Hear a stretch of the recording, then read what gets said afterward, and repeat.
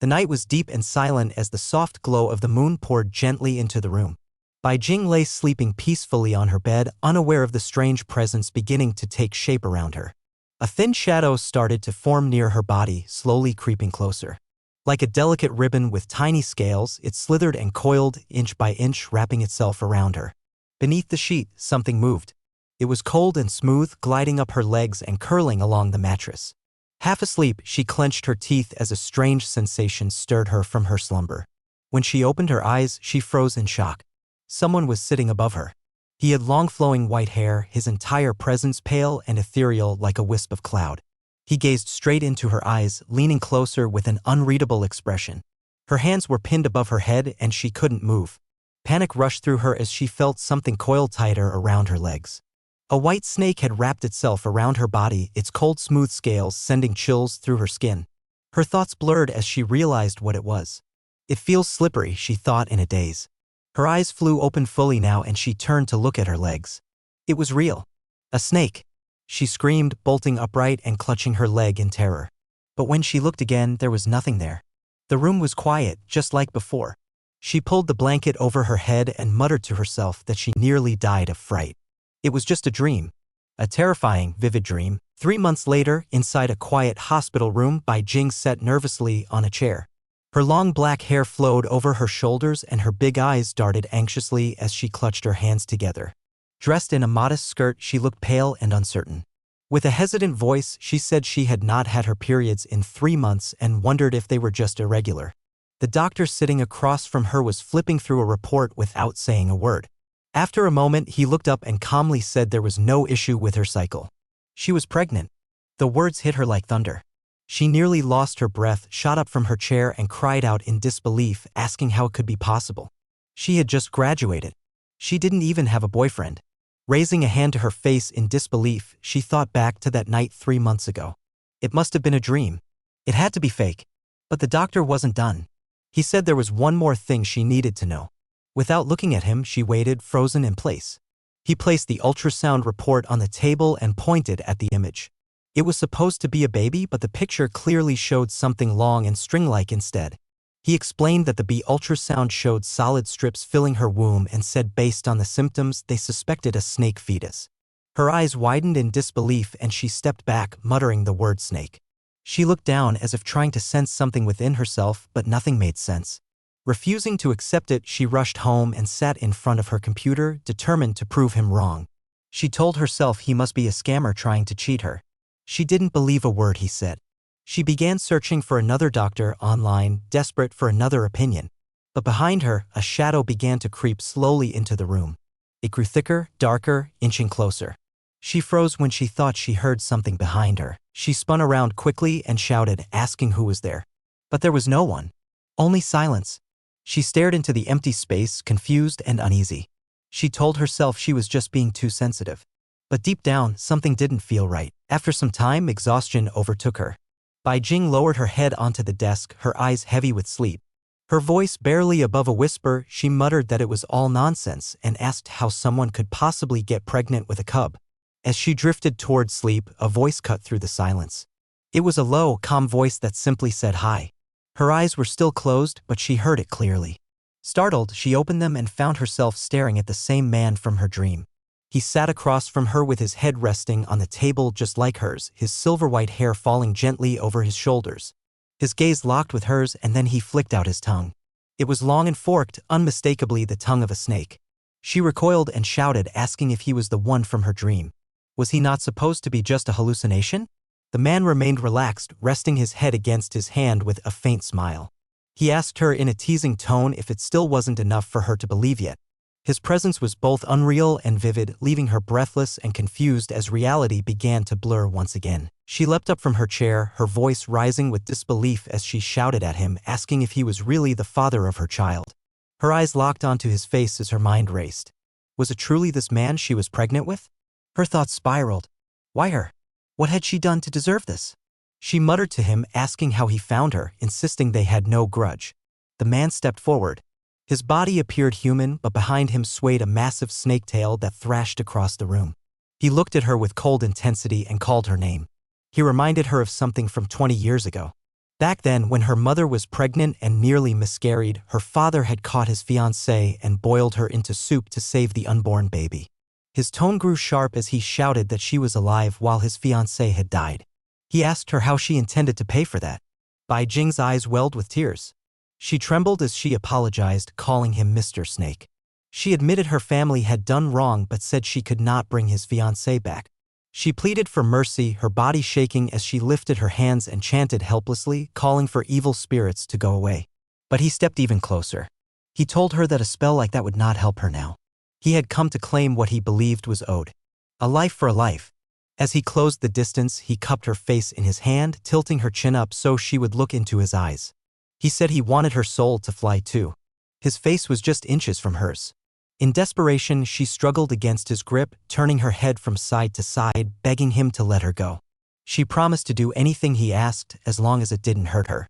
His expression softened into a strange smile. He told her that if she truly meant it, then the choice was simple. There were two paths. One was to become his disciple and help him perform good deeds. The other was to become his wife, since his fiancée had died because of her. He said she would have to bear his child and carry on his legacy through generations. As he cupped her face once more and gently tilted it upward, he repeated the offer. Her eyes widened in panic and she repeated his words back, asking if he really meant she had to bear children and pass down his bloodline. His hand slid into her hair and he gave it a slight tug, making her gasp. She asked why he would not let her choose freely and questioned if she really had to become an animal bride in this terrifying dream. Then finally, her voice quivering, she said she wanted to choose the first option. She would be his disciple. He paused for a moment, eyes narrowing as he noticed her entire body trembling. Then he leaned closer, his voice low and steady as he asked if she had truly agreed with no regrets. Before she could react, he grabbed her hair firmly and brought it to his lips, kissing it with strange affection. Her eyes widened in shock and disbelief. She couldn't move, couldn't think, couldn't speak. When morning came, she jolted awake in the same chair, her body stiff and her mind flooded with confusion. Her eyes stayed wide open as she tried to make sense of it. Had it really happened? On the table in front of her sat a glowing green bead. Her fingers trembled as she reached for it. The memory of his voice echoed in her mind. He had told her to protect the bead, saying it was proof of the bond between them. He had said from now on she must live honestly, be fair, stay kind, and not be tempted by greed. He also told her his name was Lu Longting, not Mr. Snake. She held the bead tightly, repeating his name in her mind. Lu Longting. Later, she found herself seated across from an old woman, having lunch. A bowl of hot soup and dumplings sat in front of her as she absent-mindedly ate, the green bead now hanging from her neck as a necklace. While sipping the soup, she looked up with surprise and asked the woman what she had just said. The woman had mentioned something strange, something that caught Bai Jing off guard. She asked again, did she really just say that the mountain god had married a girl? Rumor had it that the villages near the mountains were cursed with disasters all year long. Crops failed, people got sick, and there was hardly any way for them to make a living. Some believed that offering a person to the mountain god could bring peace and prosperity. Years ago, a 13-year-old girl had been chosen and presented as a sacrifice. After that, parents with young daughters began fleeing the village out of fear. But the rumors went deeper. It was said that if someone managed to marry the mountain god, the entire land would flourish, and all disease and calamity would disappear. As Bai Jing sat with old lady, she bit into a sausage and frowned, asking how anyone could still believe in such ridiculous superstition. She said it was all just natural weather, and even a mountain god couldn't control that. But the old lady across from her didn't flinch. She reminded Bai Jing that she had been followed by that man since childhood, and now he had truly come for her. The woman claimed the mountain god had sent her a dream, warning that if the old custom was not fulfilled this year, the village would suffer, and they might even have to sacrifice their own children and grandchildren. Bai Jing reached for the bead on her necklace, her thoughts spinning. If she had known how serious it would become, she never would have mentioned Lu Longting to Granny Li. If only she had let him go sooner, maybe things would be different. She told herself again and again she never should have believed in spirits and gods. Just as she was lost in thought, Her grandmother suddenly tied a rope around her body, wrapping her up tightly. The old woman chuckled, saying that now that Bai Jing had support, it was up to her to take on the duty. She added that she had already bought her ticket and would be leaving soon for the mountain. Bai Jing's eyes widened as she shouted in protest. She wasn't going to be handed over to the mountain god like that. She screamed after her grandmother, insisting she wouldn't offer herself to the god just to fulfill someone else's superstition. But her voice echoed into the distance as the old woman left without turning back. Bai Jing arrived at the base of the mountain where a small, quiet village lay nestled in its shadow. As she walked in, the heavy silence was broken by the soft sound of crying. She turned and saw an old woman sitting with a young girl in her arms. The woman's voice trembled as she held the child close and said through her tears that there was no other way. The people of their village had grown up drinking the mountain spring's water and believed the mountain remembered each of them. She shared a painful memory from her youth when her sister had been chosen to marry the mountain god. Adults had dragged the girl up the mountain and left her to die in the temple. Now, tears fell again as she hugged her grandchild tightly, trying to shield her from the same fate. Bai Jing watched the heartbreaking scene unfold, her chest tightening. She said that everything would be fine, trying to reassure them even as doubt crept into her own heart. Then she turned and looked at Lu Longding. Her voice was quiet but firm as she told him that she would do it as long as he promised to help her. Lu gave a smirk and reminded her not to be so hopeful. The people couldn't see him. If she talked to him, they would think she had lost her mind. But he never said he wouldn't help. As she began walking, she asked how they were supposed to deal with the mountain god. Lu followed behind her and explained that gods were born from belief. The stronger the faith people held, the stronger the god became. But the villagers here had long since stopped truly believing. He was no exception. She looked over her shoulder and asked if he could defeat the mountain god. Lu gave a smug grin and said he was 80% confident. After all, he had trained for over 700 years. Bai Jing gritted her teeth, frustrated that he wasn't 100% sure and wondered how he could be so confident. An old woman nearby called out and asked who Bai Jing was talking to. Bai Jing quickly waved her hand and laughed nervously, insisting she wasn't talking to anyone. Behind her, Lu stepped in closer, lowering his mouth to her ear and whispered that he had a simple plan. He said she should take the place of the little girl meant for the sacrifice. Then he would come and rescue her. She froze as he slipped one hand over her shoulder and grasped both of hers with his other. Her voice rose as she demanded to know if he was serious. If he dared lie, she would never forgive him. Lu just smiled again. His lips brushed near her skin as he reminded her softly that her life now belonged to him. The day of the ritual approached quickly. The villagers were preparing every detail, following the ancient tradition of offering a bride to the mountain god, completely unaware that Bai Jing had already made her choice. Bai Jing climbed the stone stairs leading up the mountain, her heart pounding with each step. The sky above was gloomy, the wind carrying a chill that wrapped around her like the fear she tried so hard to suppress. Each step echoed with the weight of the village's expectation of generations of fear and superstition. But she and Lu had a plan. She was at the temple door when she remembered the words of Lu, saying, "In order to avoid meeting the mountain god, I cannot go with you. This hemp will make him eat it, will make him helpless." Bai Jing climbed the temple stairs slowly, the air growing colder with each step. As she approached the altar, the wind picked up and blew out the surrounding candles, plunging the space into darkness. She sat down quietly, facing the large open window, her veil slipping off as the wind howled through the room. Pressing her palms together, she murmured a prayer, calling upon Amitabha and hoping for protection against ghosts and gods alike. Suddenly, a large shadow formed before her, and when she looked up, a figure emerged, a man draped in a black robe, his face veiled in sheer fabric. She immediately sensed that he was the mountain god. He approached slowly, lifting her chin with one finger and declaring that she was now his bride, someone he had waited for over a long time. As he leaned toward her neck, promising to bless her village in exchange for her submission, her eyes widened with alarm and she pushed him away, stumbling back and pleading for more time. In her thoughts, she noted his strange, ancient demeanor and realized he might not even know her age. Amused, the mountain god asked why she wasn't afraid like the others before her. Bai Jing smiled and touched her chin, saying that it was because he looked handsome and who would be scared of someone so good-looking. He seemed entertained and asked where exactly he looked good. She listed his eyes, nose, mouth, everything. Pleased, he pulled her and slid a hand across her lips, telling her that he didn't just look good in the face, but all over, then boldly asked her to reveal her body. Startled, she quickly covered herself and requested something before her supposed end. She extended her hand with a small pill in her palm, saying it was given to her by her mother before she was taken up the mountain and that it was said to boost the vitality of both men and women if he dared to try it. He looked at the pill in her hand and said she would also have to eat half of it. Without waiting for a response, he took the pill into his mouth, leaned in close, and bit it in half. With his face now inches from hers, he pressed his lips near hers, forcing her to bite the other half straight from his mouth. Her mind screamed in disbelief what was happening and why couldn't her body move. His hands were sliding over her body, ignoring her frozen expression.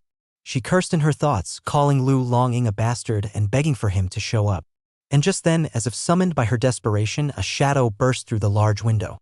Lu, in his massive white snake form, came crashing through the room like a lightning strike, his eyes glowing with fury. Lu, now in his human form, ascended the steps with calm, steady steps as the heavy tension in the temple thickened. The mountain god narrowed his eyes and let out a cold smirk, asking if he thought someone from the Lu family could scare him. Lu didn't bother to reply, his eyes fixed sharply ahead. Bai Jing stood frozen, her body stiff from the pill's effect, her stomach twisting in pain. She thought anxiously that although the mountain god had lost the faith of the villagers, he had still lived for over 1,000 years, while Lu was only a few hundred. How could he possibly win? Lu's voice finally broke the silence, declaring that while the mountain god might not fear him, he wouldn't even be able to touch a strand of his hair. That insult made the mountain god roar, his fists clenched as he shouted back that no matter how strong Lu was, he stood alone beneath the vast heavens where even gods were meant to bow to him. Lu smirked, challenging him to try. The moment he did, their spiritual energy surged, clashing with an invisible force that cracked the floor and stirred the air. Bai Jing trembled, realizing this was no ordinary battle, this was a true clash of divine power. Lu murmured an ancient incantation under his breath, and in response, green glowing strings formed behind him, pulsing with powerful energy. The mountain god staggered, confused, wondering why he suddenly felt an unsettling sensation in his stomach. His body twitched as he looked down, and horror overtook his face. From his mouth, his ears, and even his eyes, thin snakes began to crawl out, hissing and writhing. His breath caught in his throat as the serpents erupted from within him, coiling around his limbs and biting deep into his flesh. He screamed, writhing in pain as more and more snakes emerged, lashing and devouring. His godly aura cracked and faded, swallowed by Lu's curse as Bai Jing watched in awe and disbelief. Lu stood silently, his gaze locked on the collapsing form of the mountain god, wrapped in writhing serpents of his own undoing. But his eyes soon shifted to Bai, who lay motionless on the cold ground, her body tense, struggling against the lingering effects of the pill. From the corner of her eyes, she saw him approaching, his steps slow and deliberate. He knelt beside her, slipping a hand beneath her to support her trembling body, murmuring in a voice low and steady, "You took that pill too?" She couldn't speak, her throat tight, her chest rising with shallow breaths. Her thoughts burned with frustration. "If you'd just come a little earlier, I wouldn't have had to swallow that thing. And you wouldn't have gotten the chance to act all heroic now." His fingers gently pressed against her abdomen.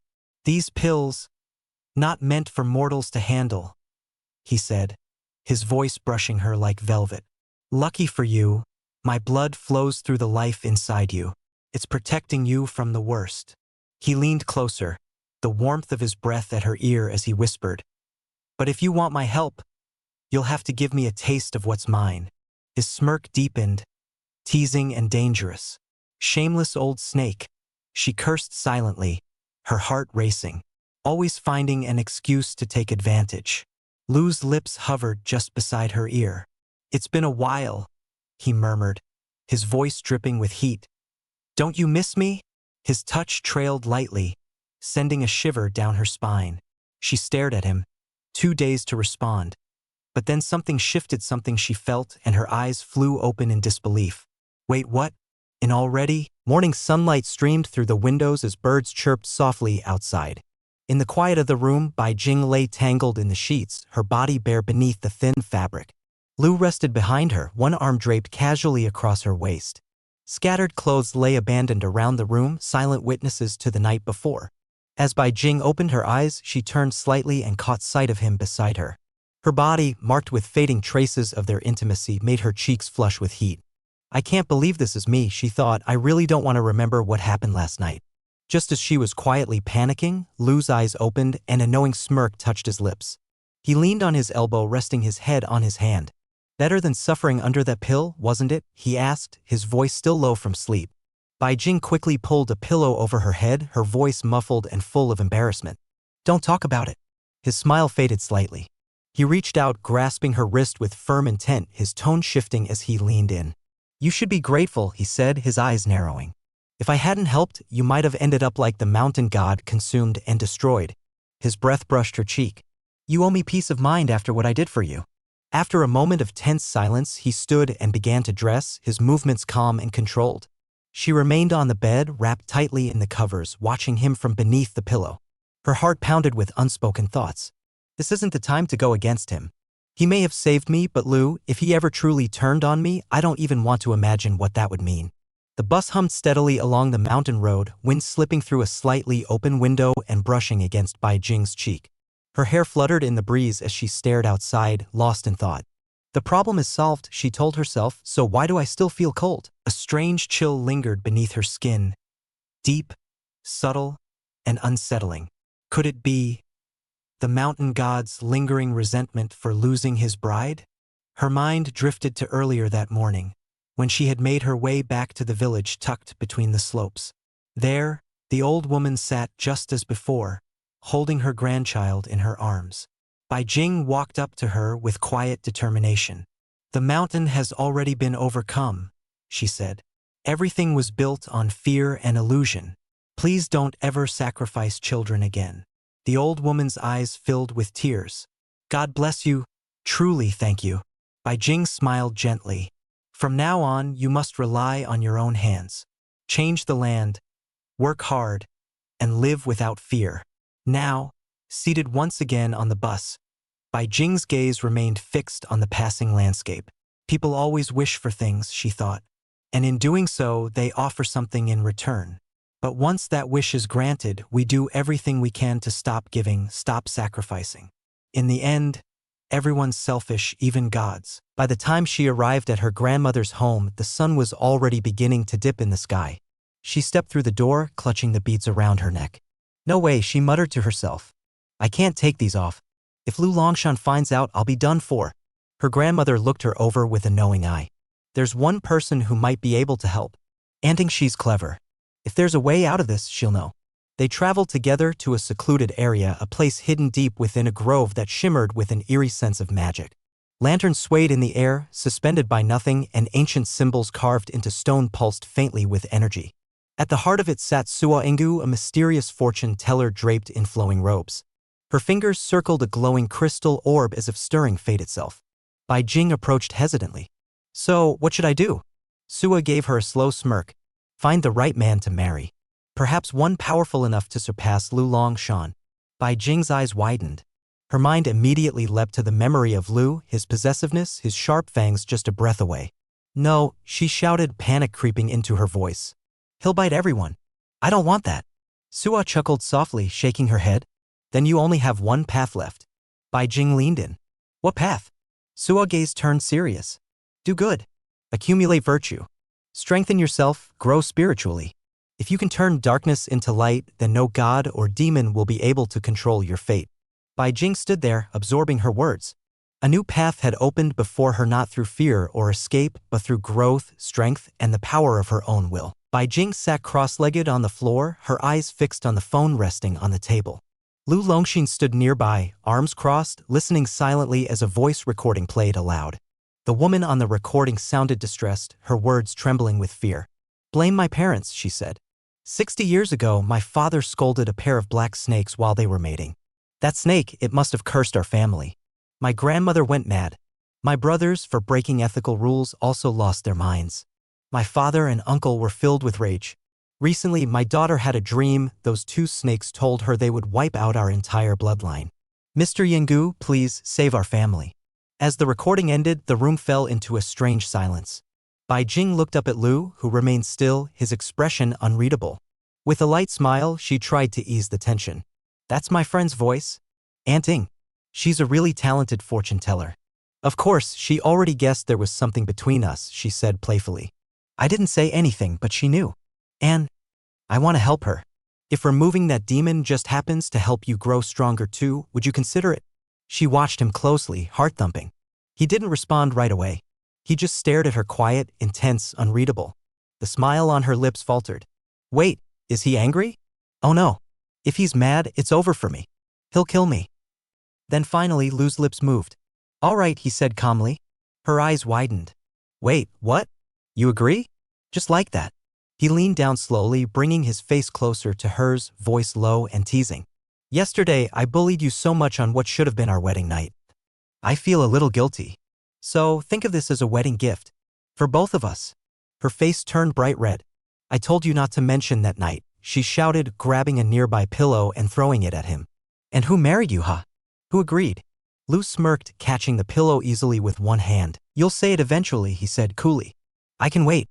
Bai Jing groaned and flopped back against the floor, covering her face with both hands.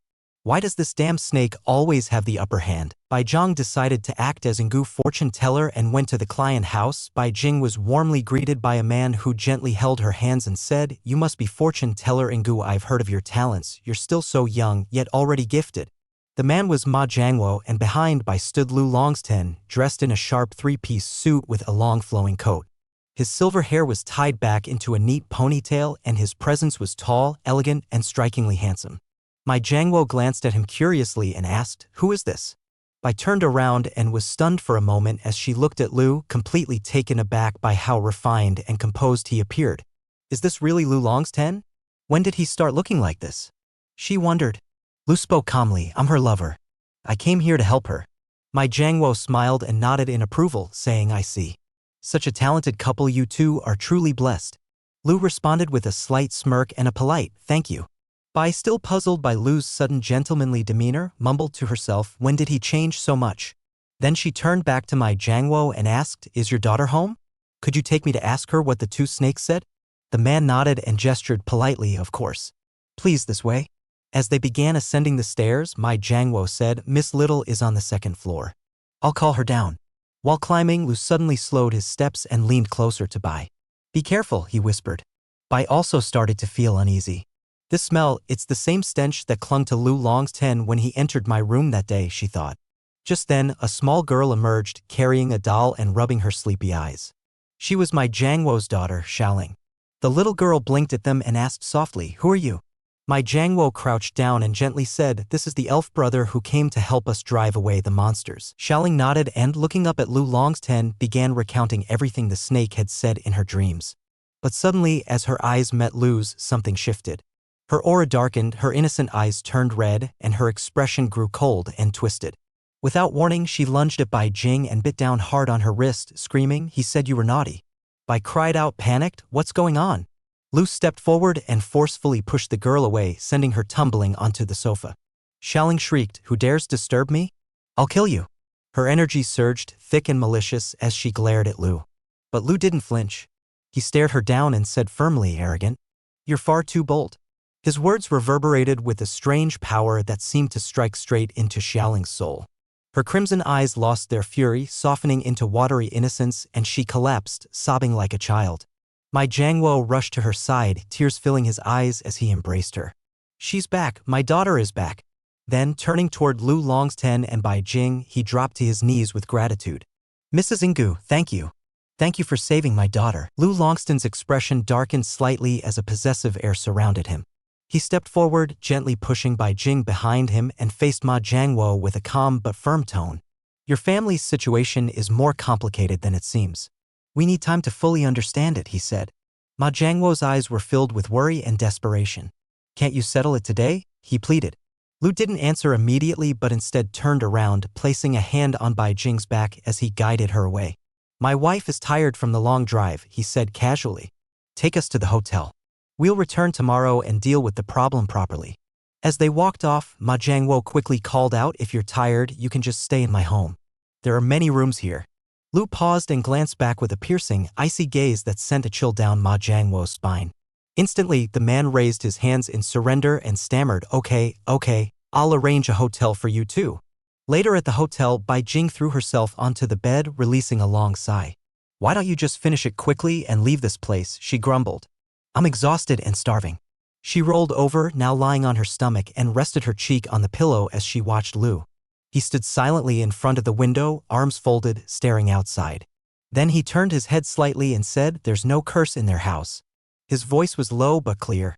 "In fact, I think Ma Jiangwo's family might have once made a pact for eternal life. That's why he can see me and treat me like any ordinary person." Bai Jing's eyes widened as the pieces began to click together in her mind. So that's why he knew they could see him. Lucky he changed into modern clothes. If he had shown up in that ancient robe, it would have been impossible to explain. Still, she frowned, thinking even if they did offer up something for immortality, why would their family be disturbed by evil spirits again? That's not how these things usually work. She spoke up, "Was that little girl faking being possessed? And what about that awful snake smell in their house?" Lu nodded slowly. "The snake scent was likely planted, meant to throw off our senses. It's all a setup. His real target this time is us." Bai Jing sat upright, confused and unsettled. "Us? But why? We didn't do anything to him. Why would he want to harm us?" Lu undid his ponytail, letting his long silver hair fall over his shoulders. As he took off his coat, he said calmly, "People don't always need a reason or grudge to want someone dead. Just now, when we were near their home, I sensed something strange. Their place has almost no protective artifacts. That's not normal. I suspect Ma Jiangwo wants to use our spiritual energy, our aura, to maintain his family's immortality." Bai Jing's heart sank. So they're supposed to be an immortal family, but instead of cultivating themselves, they steal from others? Isn't that just what monsters do? As Bai Jing lay on the bed, still wrapped in her thoughts, she suddenly noticed something strange, pieces of Lu Longting's clothing scattered across the room, forming a trail that led straight to the bathroom. Confused, she sat up and looked around, but he was nowhere to be seen. The sound of running water gave her the answer. He was inside, washing up. She dropped her head back onto the pillow, but her mind betrayed her. Despite his unpredictable temper, she couldn't deny that Lu Longting's figure was breathtaking. He's like those impossibly perfect male models on TV, she thought, biting her lower lip, only to immediately shake her head and groan inwardly. "What are you even thinking, Bai Jing? You pervert. Pull yourself together and just bring his clothes." From inside the bathroom, his voice echoed, casual and commanding. "Bai Jing, bring me my clothes." She huffed and got up, picking up the fresh outfit before knocking lightly on the bathroom door. "I left them by the door," she said quickly. But the moment she turned to leave, the door swung open and there stood Lu Longting, completely bare except for a towel loosely wrapped around his head, drying his hair with lazy indifference. Her eyes went wide as she spun around. "Lu Longting," she squealed, shoving the clothes toward him without looking. "Why did you suddenly walk out like that? You're naked. Hurry and get dressed." But instead of taking the clothes, he stepped closer and grabbed her wrist, gently pulling her toward him. His hand slid to her face, cupping her cheek, and with an intensity that made her heart pound, he leaned in and kissed her. "Really?" he murmured against her lips. "Then let me see if it feels real." Her mind went blank as warmth spread through her chest. Her face turned crimson, heart racing, when suddenly a knock came at the door. Lu Longting's entire demeanor shifted. He pulled back with an annoyed scowl, clearly displeased at the interruption. Bai Jing's head spun as she stumbled back, her thoughts all tangled. How can anyone kiss like that? She thought in a daze, covering her face. He didn't just kiss me, he even lifted my leg. It was Ma Jiangwo at the door. He barged in, out of breath, and immediately fell to his knees in front of Bai Jing, crying out that after they left, the demon had returned and threatened to kill his daughter again. Bai Jing looked at him sharply and said, "Is that true? But when I visited your house, there was nothing wrong. Obviously, you're lying." Tears streamed down his face as he clutched at her leg in desperation. "Miss, how could I dare lie to you?" he sobbed. She pushed him away in disgust, but he didn't let go. Clinging to her leg, he begged, "I'm not lying. Please, save my daughter. If you do, I swear I'll give you whatever you want." From the bathroom door, Lu Longting emerged, calm and imposing. He had a towel wrapped around his waist and another hanging loosely from his neck. He looked at Ma Jiangwo with cool eyes and said, "Saving your daughter isn't difficult. But you need to tell us everything. Without the truth, we won't be able to help." Ma Jiangwo's expression fell. He lowered his head in shame and began to confess, voice trembling. "I shouldn't have run. It's all vengeance. Years ago, a man told my father that 2 distant snake spirits were linked to our bloodline. He asked us to worship them. Said they could bring our family wealth and prosperity as long as we honored them. But nothing comes without a price. He didn't tell us that wealth would cost us something vital. Those snakes fed on their own cultivation base to help us grow rich. But when that ran out, they needed human souls to keep going. Except for my grandmother, who refused to follow the deal. She was killed by the snakes in revenge. The rest of my family, one by one, were absorbed and consumed by them." Bai Jing stared at him in disbelief. You mean to say you sacrificed your whole family just for money? Ma Jiangwo broke down completely, sobbing uncontrollably. I wanted to end it, but no one else dared to get involved. Only Anting offered help, and when she invited you, I had hope again. No matter what happens, I beg you please save my daughter. If you want my business, my estate, anything, take it all. He collapsed to the floor in desperation. Bai Jing and Lu Longing agreed to return to Ma Jiangwo's house, and as they stepped inside, the man immediately bowed deeply before them again. Bai waved her hand, telling him not to do that, and they moved further into the dimly lit home. A sudden screeching sound echoed from above, and both Bai and Lu turned toward the staircase. Lu placed a hand on her shoulder and told her to stay downstairs, then started climbing the stairs alone. Bai Jing sat on the sofa with a deep sigh, thinking to herself, if I'm not meant to face danger, then what am I even doing here? But her thoughts were cut short when an eerie, sinister laugh crept out from beneath the sofa. Her breath hitched as a cold chill ran through the room. From under the sofa, a spirit began to rise, its long, dripping hair hanging like wet threads, razor-sharp fangs gleaming through a wicked smile, and a single bulging eye oozing blood as it twitched unnaturally. Bai Jing stared in horror, completely frozen. She couldn't move. Her body refused to react. Please don't let it come for me, she thought in terror. But the spirit leapt at her, its mouth wide open in a screech. She screamed internally, Lu Longding, help me. I don't know what to do. Just as the spirit lunged, something struck it hard, sending it crashing into the wall. Bai Jing realized she was no longer sitting, she was floating midair, lifted gently. Her eyes had been squeezed shut in fear, but when she opened them slowly, someone stood before her. Her eyes widened in disbelief. It was the mountain god, approaching calmly through the shadows. Her voice trembled as she spoke, aren't you supposed to be dead? Why did you come back to life? The spirit launched another desperate attack, shrieking as it lunged at the mountain god with wild eyes and venomous fury. But the mountain god reached out calmly and grabbed the spirit by her face, halting her in midair. His voice boomed with authority as he commanded, back off. The spirit let out an eerie laugh and tried to resist, clawing at his arm and pushing with all her strength, but he didn't budge. Without a second thought, the mountain god struck her across the face with a powerful slap, sending her crashing back. His body trembled slightly, blood seeping from various places on his skin, dark and corrupted, it spread like ink across his robe. Bai Jing, watching from behind, trembled. Her thoughts spiraled. How can this be? Wasn't he dead? Just days ago, Lu Longing and I joined forces to destroy him. His body was crushed. How is he standing here now? Is he here for revenge? As her thoughts raced, the spirit hissed, the one who blocks me will definitely die. She dropped low and began crawling across the floor again, but this time her target wasn't the mountain god, it was Bai Jing. She inched forward, her grotesque limbs dragging along the floor, eyes locked on Bai. But just as she was about to reach her, the mountain god stepped in, shielding Bai with his body and wrapping her protectively in his arms. She clenched her teeth and shouted, mountain god, but he didn't flinch. Instead, he turned his head and spoke to the spirit, don't visit your husband again. He is already dead. Something in those words pierced the spirit's soul, and she screamed Lu's name as if in agony before vanishing in a swirl of darkness, fleeing the scene entirely. The house fell silent. The mountain god staggered and leaned on the table, breathing heavily. He looked drained, his strength clearly diminished. Bai rushed to his side, her steps quick and panicked. Are you all right? Why did you save me? She asked, placing a supportive arm under his. He gave a faint nod, attempting to rise, and she steadied him. I'm fine, he murmured. Actually, from the moment I first saw you, I knew you were sent by the villagers to kill me. The medicine I drank was refined by the Lu family. It destroyed my body. If it weren't for my cultivation being stronger than most, I would have died right then. Her eyes welled up. You knew, she whispered, but he cut her off. To survive, I hid a wisp of my soul inside your body. I hope you don't mind. Her breath caught. That explains everything, she thought. No wonder I felt that strange chill earlier. And now it makes sense, how could Lu Longing defeat someone like the mountain god, someone who's lived and cultivated power for hundreds of years with just one pill? Out loud she said, not at all. But if you know the medicine works like that, why did you still take it? Aren't you afraid of dying? He gave a weak smile, blood trickling from the corner of his lips. It's already a disaster for me. Even if you didn't kill me, the villagers never would have let me go. I've committed too many sins. Sooner or later, someone was bound to come for revenge.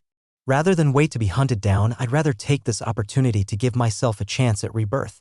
Her voice trembled. Then how will you live now? He moved closer to her, his energy faint but his gaze intense. I know you want to be free of Lu's control. I can help you, he said.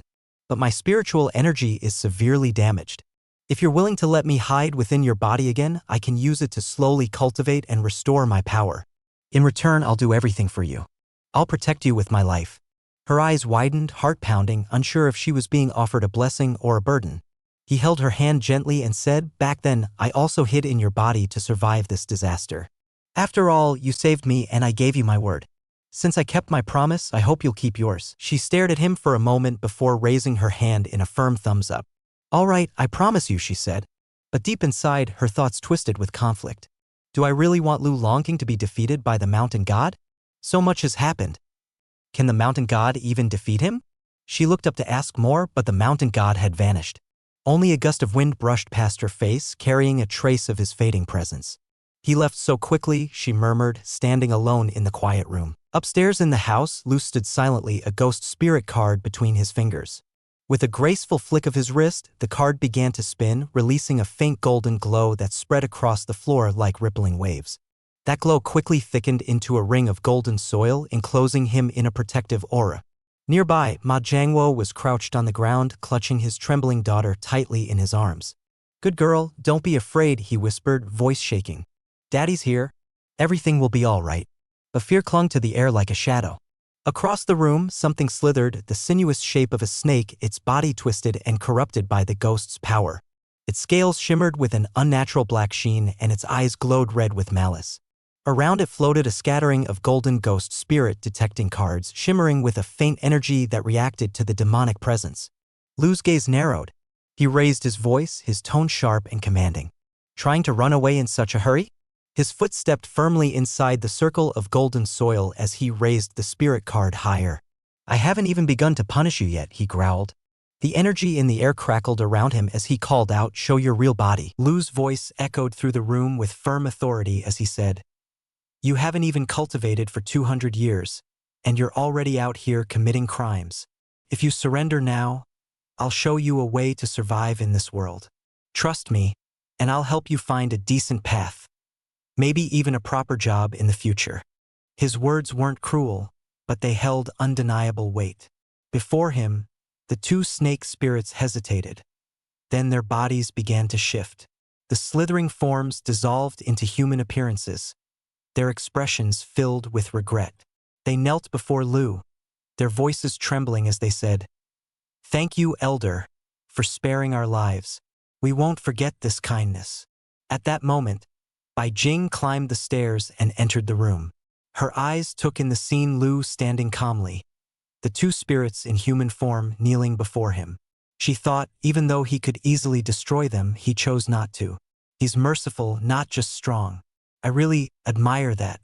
Lu looked at the spirits and said calmly, "Don't repeat your mistakes. I'll be in contact. For now, stay out of trouble." Bai stood there quietly, unsure of the new feelings stirring inside her. Why do I feel this way? Why does he suddenly seem admirable? Lu turned toward Ma Jiangwo and said, "Wealth gained the wrong way will always be lost. Nothing comes instantly in this world. Ma Jiangwo, if you truly want to be rich, work for it honestly." Ma Jiangwo held his daughter tightly, bowing deeply and saying with emotion, "Thank you, sir. Thank you for saving my family. I'll never forget this." As Lu and Bai stepped outside, he paused, glancing at her. "When you were downstairs, did the female snake spirit bother you?" She hesitated for a moment. "He knows I was attacked, but he doesn't know about the mountain god, does he?" She replied carefully, "Yes, she tried to attack me." He frowned and said, "You don't have any magic power. How were you going to handle that?" She stammered slightly, "I didn't handle it. Someone helped me. That female spirit she left to save her husband after being called." His eyes narrowed with a flicker of suspicion, studying her carefully. She quickly added, "It's true, I'm not lying." He said nothing at first, then calmly instructed, "Go back and tell Aunt Ing that everything's been settled. When I return, I'll teach you how to draw a talisman. It'll help you protect yourself if something happens again." She blinked, surprised. He didn't press the matter. He didn't even ask who helped me. As she was still processing her thoughts, he leaned a little closer and said with a sly smirk, "I don't want my little wife being eaten by another monster." Her cheeks flushed red instantly. She backed away, shouting, "You but her voice was more flustered than angry and he only smiled. Later, Lu was in his room, sitting cross-legged on the floor surrounded by his team, all busy with their respective tasks. In front of him sat a table with a glowing furnace placed at the center. The air was thick with spiritual energy as he silently continued his cultivation. Outside the room, Bai Jing stood near the doorway wearing a mask. She took out her phone and whispered in frustration, blaming Aunt Ying for the ridiculous idea she had planted in her head. Previously, she dialed Ying's number and asked, "Why do I have so many pimples? Am I possessed by an evil spirit or something?" On the other end, Ying responded casually, "It's the child of the snake in your body acting up. The only way to fix it is by inhaling a bit of Lu Longting's aura." Bai nearly screamed in disbelief. She muttered, No. I really don't want to ask him for help." But my face, while she was still lost in her dilemma, Lu's voice rang out from inside the room. "Bai Jing, come here." Startled, she hesitated for a moment but walked in with her mask still covering her face. He was still sitting before the furnace, calmly writing spiritual symbols onto a paper, preparing to block another evil spirit. She walked closer, heart pounding as she thought, "How am I supposed to say it? I need your aura? Your son's hungry and wants it." Just thinking about it made her face burn with embarrassment. Lu looked up and said, "Why are you just standing there? Didn't I say I'd teach you how to draw a talisman?" She snapped out of her thoughts and sat down across from him. He reached out, guiding her hand to hold the brush properly. The talisman itself has little effect. Its power depends on the strength of the spell and the strength of the one casting it. Your cultivation base is still shallow, so I'll teach you something simpler. Hold it lightly, like this, naturally. It'll flow better that way. His voice was calm, but his face was incredibly close. She could feel his breath gently brushing her skin, and it made her entire body freeze. His face is way too close. How am I supposed to hold this lightly when he's breathing right on me? She thought, flustered. Lu suddenly leaned in and, without warning, grabbed her from her waist. Her eyes widened in shock. "Looks like you can only concentrate like this," he said with a teasing smile. She quickly pushed him away, shouting, "No need, Lu Longting. I just need a bit of your aura." Her voice trailed off as she realized what she'd blurted out. "Oh no. I'm dead. Why did I say it out loud?" Lu didn't back off. Instead, he wrapped an arm gently around her shoulder, leaning close to her ear as he whispered, "If you want it, just say so. I'll give you as much as you want." Before she could even respond, he reached for her mask and took it off, then leaned in and kissed her. Her mind went blank. Her heart raced. He tastes so sweet, she thought in a daze, lips still trembling against his. At Chabai Mountain, the air had turned crisp in just a few days. Snow dusted the rooftops and a soft chill wrapped around the ancient halls. Lu Longing and Bai Jing walked quietly through the corridor of a grand estate, both bundled up in warm clothes. Bai clung to the back of his coat, muttering, "Why did you bring me home? You really didn't introduce me as your wife, did you? That kind of thing makes people nervous." Just then, the sound of quick footsteps echoed through the corridor. Two kids came running toward them, calling out cheerfully, "Third brother." Third brother's so cute. One was Lu Longdom, the younger, and the other was Lu Jiaoer. Bai's eyes softened at the sight. "So these are Lu Longting's little sisters. They're adorable." Lu bent down and opened his arms as both girls ran straight into them, laughing. He held their hands warmly, clearly fond of them. Jiaoer tugged at his sleeve and said, "How long will third brother stay this time? We want to play with you. Don't go away again, okay?" Lu smiled and asked gently, "Is second sister home?" Jiaoer nodded enthusiastically, then grabbed his hand and started dragging him forward. "Yes. She's here. Second sister knew you'd be back today, so she's been waiting for you at home for days." Before they walked off, Lu Longting leaned in toward Lu Longting and whispered something into his ear. Lu bent down so the boy could speak, and Longting, with innocent bluntness, whispered, "Third brother, who is that person? Her face is so ugly." The words hit Bai like a slap. Her eyes twitched and her mood shifted in an instant. She stormed forward, grabbed Lu Longting by the collar, and gave him a little shake. "I'm Bai Jing, your brother's disciple," she declared, fuming. At that moment, as Bai Jing was still recovering from the kid's comment, footsteps echoed from the hallway. A tall woman approached, dressed in a red gown, her fur muffler neatly wrapped around her neck. Her presence was commanding but warm as she called out, "Longting, you're back." Her smile was radiant as she approached, her heels clicking softly against the wooden floor. "How are you?" "And you are?" Her eyes shifted to Bai Jing. For a moment, her smile faltered. "Who are you?" "The Yonggui leader." That name made Bai Jing's heart skip. Her eyes widened. "What? Yonggui leader?" she echoed, shocked. Lu Longting quickly stepped in, shaking his head. "Second sister, you're mistaken. She's my disciple, Bai Jing. I brought her back this time so you could meet her." His sister's surprise melted into a warm smile. Ah, I see. Knowing you were coming back, I was both excited and confused. She gestured kindly. Come on in, both of you. Inside the house, they took off their thick coats as the room was warm and welcoming. The scent of brewed tea filled the air.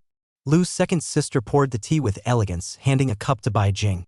Bai Jing, while you're staying with Longing these next few days, think of this place as your home. If there's anything you need, don't hesitate to ask my brother. Lu Longing took a sip and added calmly, we'll head back to school later, Bai Jing. The sister raised a brow. School? Bai replied politely. I study painting in Beijing, her sister-in-law brightened. Oh, you study painting? That's lovely. Do you know how to paint Western-style nudes? She said with a playful grin. If you have time, draw one for me, would you? Bai Jing's eyes went wide and her mouth opened, stunned into silence. Later that night, Bai Jing was sitting on the edge of the bed, lost in thought, when Lu entered the room. Without saying a word, he began unbuttoning his shirt. She grabbed it at midway, shouting, Why are you taking off your clothes? Use your own room. It's right next door. With a teasing smile, he said, Didn't you say you know how to paint Western style? Draw me one, too. I know, but put your shirt back on, she groaned, getting up. Fine, come with me, I'll draw you. She had him lie down on the couch, covering his lower half with a long white sheet. She wrapped it just right, even tugging it around one arm. He laid still, following her every instruction as she stepped back with a sketchbook and pencil in hand. Okay, right, lift your hand a little, good, now swing one leg this way, perfect. Holding the pencil, Bai bit her lip and thought, this is very sexy. A perfect chance to practice. But why does it feel like that scene from Titanic? She shook her head. Focus. He remained still, the dim light casting soft shadows across his bare chest. But every time her eyes met his, she blushed uncontrollably. Actually, she murmured, you were right. I can't draw. He raised an eyebrow. Why? Because you keep looking at me instead of your sketch. He suddenly extended his leg, bumping her foot. Don't move, she snapped. With a mischievous smirk, he teased, what are you thinking? She gritted her teeth. I said don't move. Suddenly, he sat up and muttered something under his breath. A spark of energy flickered in the air, and before she could react, her clothes vanished in a flash. She gasped, screaming, What did you do? Why are my clothes gone? I wasn't finished yet. Then she blurted, By the way, who's the Yangui leader? The one your sister mentioned? He leaned in, eyes intense, voice low. Stop thinking about other people, he whispered. Right now, focus only on me. The next morning, they were sitting around the table having breakfast. Lu gently placed more food on Bai Jing's plate and said, Eat more. You look tired. You need nutrition. Bai Jing glanced at him with a weary expression, thinking, of course I'm tired. It's all your fault. Just then, the sound of a horn blared outside. Moments later, the door opened and a well-dressed lady stepped in with a bright smile. Miss Lai Yun. Something wonderful is about to happen. Lai Yun, Lu's sister, looked at her in confusion. Who are you? And what are you doing in my house? The lady didn't lose her smile. My lord saw a painting of your face. He was so moved that he asked me to come and propose marriage on his behalf. Everyone at the table fell silent, the air thick with shock and disbelief. Bai Jing blinked, thinking, did I hear that right? Proposal? Because of a painting? Even Lu paused, his chopsticks frozen in midair.